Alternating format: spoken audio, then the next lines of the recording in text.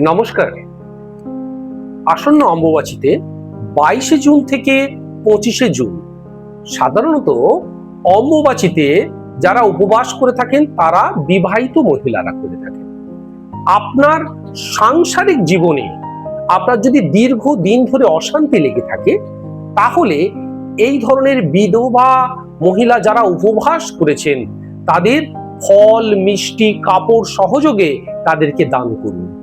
যাদের দীর্ঘদিন ধরে চাকরির পরীক্ষায় তারা অকৃতকার্য হচ্ছে, চাকরি পাচ্ছে না, উপার্জনে তারা অক্ষম, এই সময় তারা এই বিধবা মহিলাদের আপনারা ফল মিষ্টি দান করলে সুফল পাবেন।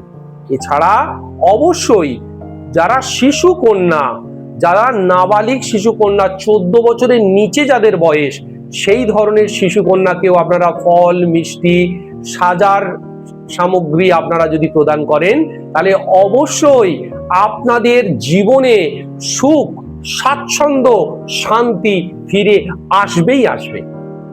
নমস্কার। ওম নমঃ শিবায়।